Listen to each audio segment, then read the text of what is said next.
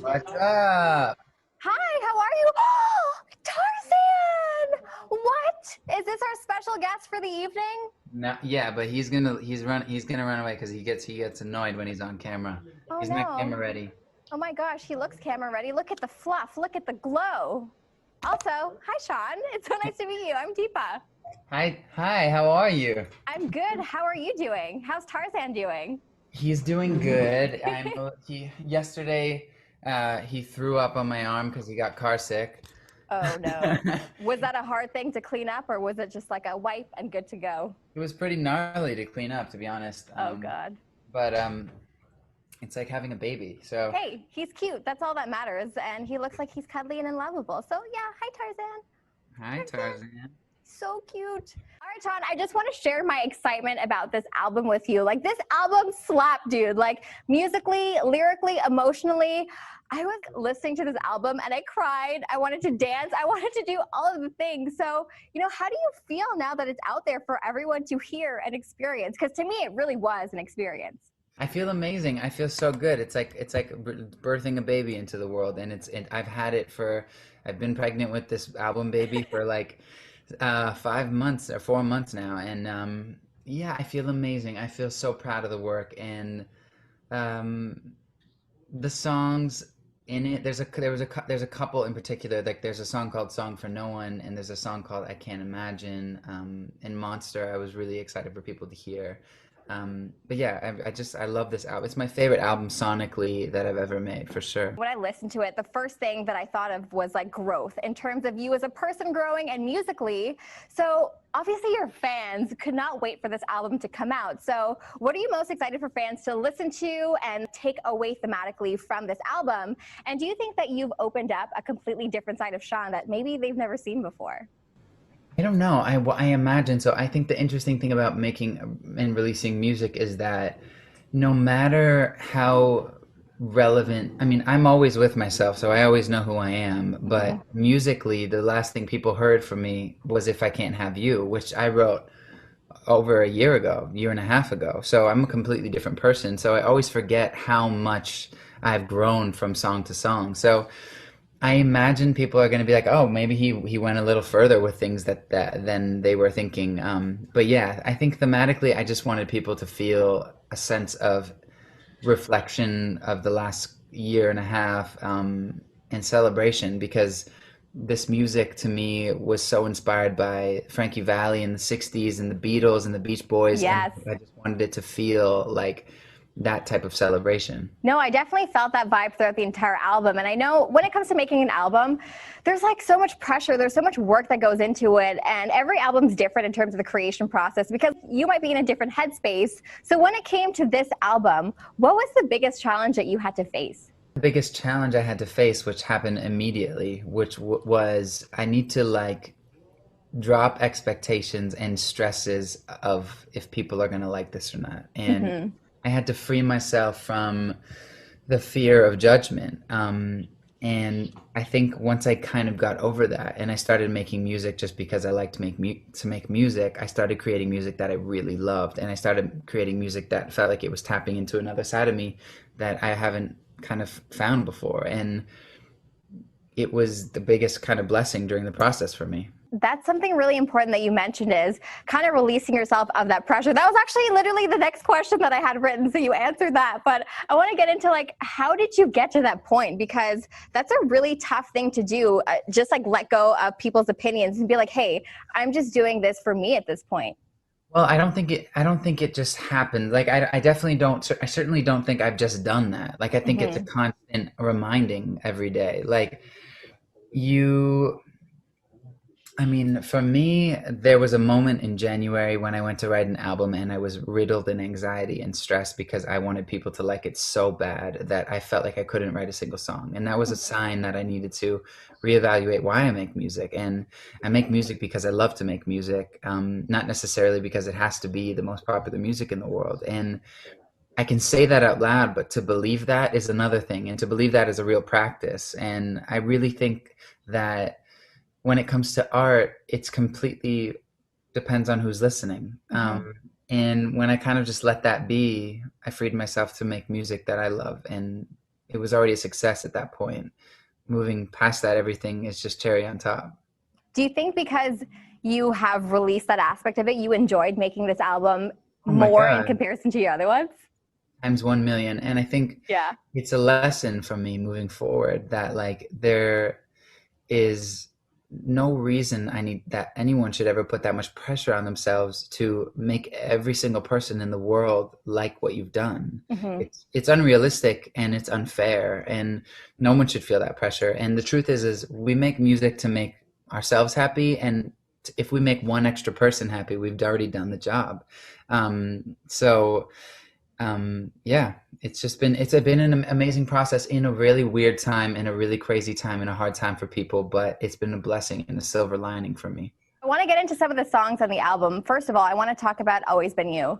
I love that song. That song hit me in a completely different way because a lot of the times when you're listening to like love songs, you're like, oh yeah, this is great. But what was different about that song? It was so sincere and heartfelt that it actually made me think about my partner. And like I had all these memories flashing through my head when I listened to that song. And I'm like, that's when you know a song is good, is when it hits you personally. So Yeah, I want to talk about like some of the memories. Of course, I know the song is about a really special someone, but can you walk us through some of the memories that inspired this song? that was one of the very first songs I wrote for the album, and that was one of the first things I said to Camila that when just right as we started dating, and I was like, look, like it's always been you. Like this has been about you for as long as I can remember. And I when I first met her, not even necessarily, I think the thing, I was always infatuated with having a girlfriend or being in a relationship, but she was always a friend. Hmm. She was always the person who would walk up to me and say, hey, how are you? And mean it in a sincere way where she wanted to hear if I was hurting. Um, and so when I say it's always been you, I mean it much deeper than just as someone I'm in a relationship with. You've always been a friend. You've always been there. It's always been you who's had my back. And yeah, I mean, we've known each other since I think I was 16 when I met her. And Wow. that's pretty young. And now we're 22 and we have a puppy. Yes, Tarzan, who made a special appearance. So I kind of want to jump back to the idea of freeing yourself from this notion of pressure.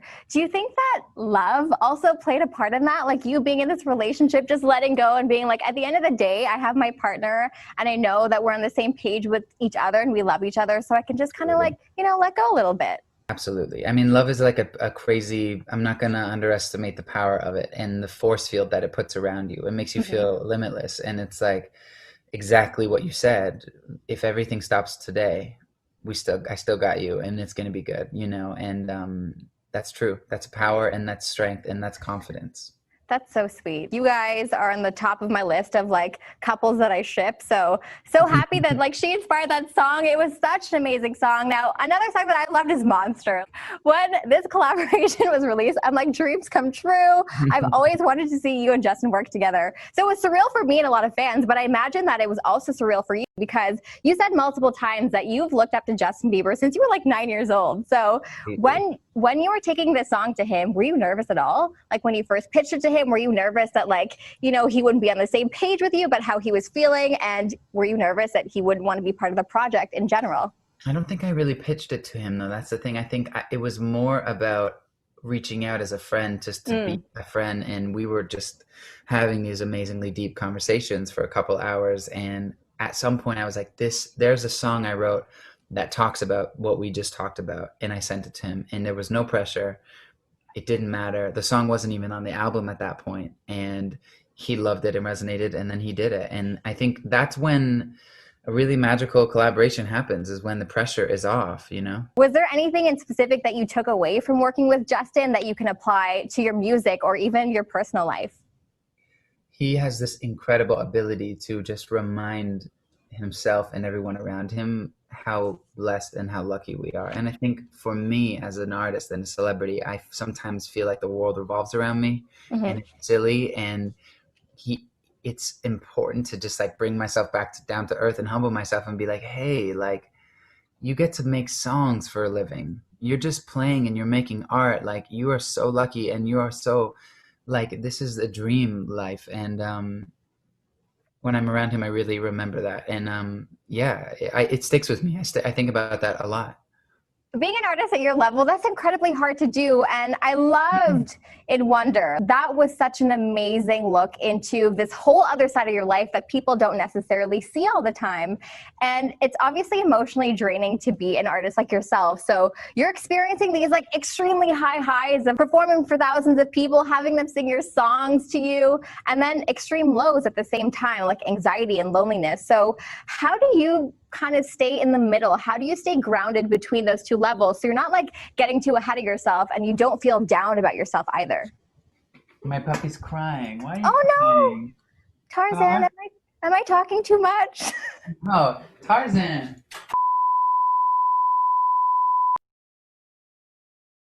That's an amazing question. And I really think that the answer lies in the support system around you and people constantly giving you perspective and always having people to bounce your emotions off of. I think the reason things maybe get out of control sometimes is when they get held and pent up, and being able to process those emotions and being able to like release them and not feel guilty about it, and to say I'm exhausted and I'm tired and not feel guilty about it is the most important thing in the world, because everybody deserves space to feel what they're feeling.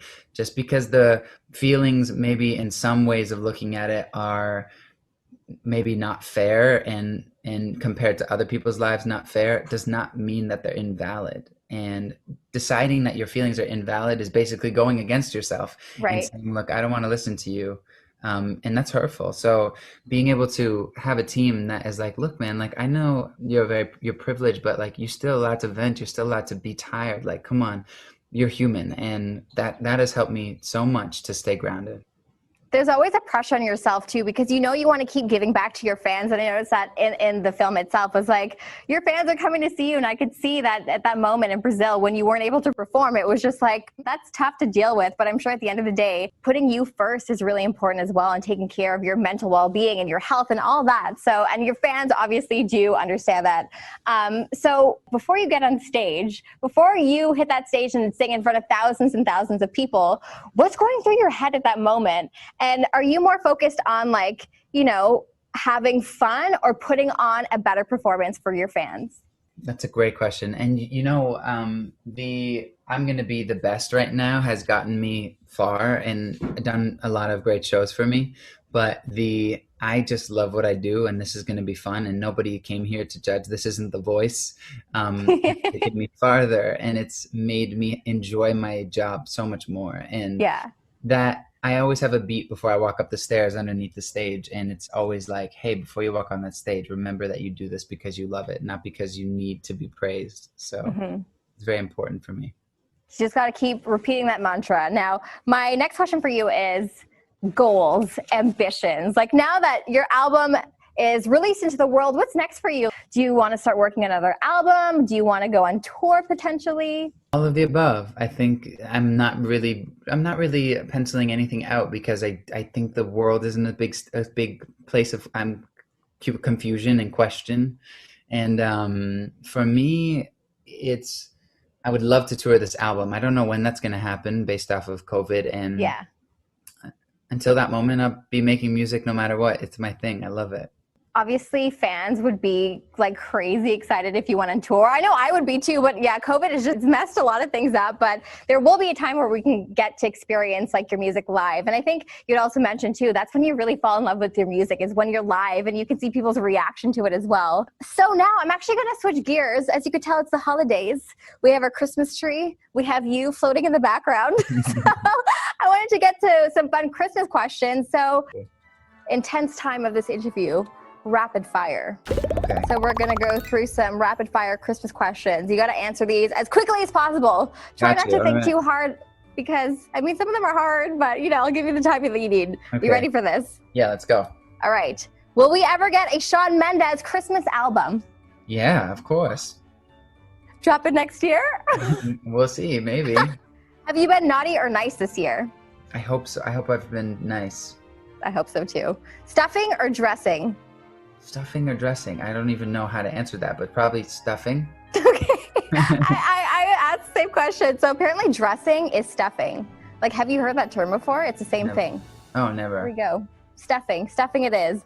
Eggnog, yes or no? I've never had eggnog, I don't think. Me neither. I've never had it. I don't want to try it either. I mean, It doesn't sound appetizing. Opening presents on Christmas Eve or on Christmas Day? stockings on Christmas Eve, presents on day. You got a procedure going. Hot cider or hot chocolate? Hot whatever. Hot chocolate with a spike of whiskey. You're doing your own cross combo. It's all good. Real or fake Christmas tree? I would love to say real, but I don't. We don't have a real Christmas tree, and that's just the truth. How long have you had your fake Christmas tree for? I mean, probably 10 years at least. Oh my gosh, yeah, They the one last in forever. the one in our house. What am I? I'm 25. My parents have had that for like 30 years now, and it's still going strong. Yeah. Loses a few bristles here and there, but we're But like, it's it like- looks fall. It becomes better. Yeah, it does over time. Gift bags or wrapping paper? Wrapping paper. Ugly Christmas sweaters or matching PJs? Matching PJs. Okay. Eating cookies or baking cookies? Eating the cookies. And Christmas shopping already done, or you haven't even started yet? Christmas shopping is already done. Really? Yeah, I'm on that. Wow. When did you get that done? I mean, Amazon is a great thing. Very, very true. Thank you so much for your time, Shawn. This was so much fun, and I'm glad that we got to chat about your album, and I can't wait for the entire world to hear it. So congratulations once again. You're so sweet. Thank you so much. I appreciate Thank you. Thank you. I appreciate you too.